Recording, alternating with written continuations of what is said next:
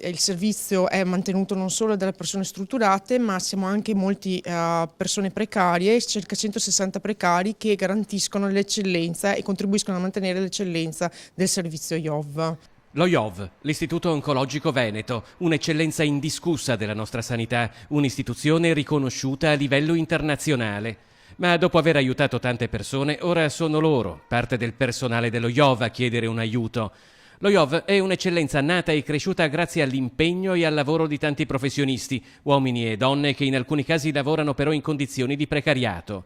Ecco perché 160 tra biologi, biotecnologi, medici, infermieri, data manager, statistici e personale tecnico lanciano un appello al Ministero della Salute. Le situazioni come gli IRCS, situazioni di eccellenza che curano l'ammalato e garantiscono i servizi all'ammalato, sono gestiti anche da personale con molta esperienza che lavora da anni in situazioni di precariato, e quindi chiediamo se possibile la stabilizzazione e che ci siano garantite condizioni di lavoro dignitose.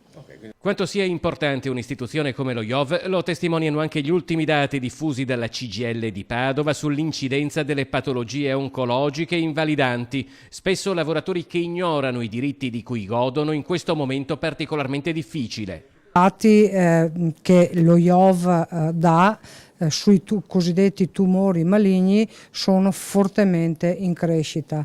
Dati rilevati anche al 2013 da una ricerca fatta sulla salute del padovano sono dati raccapriccianti, cioè tendenzialmente i malati oncologici nel territorio padovano è fortemente in crescita.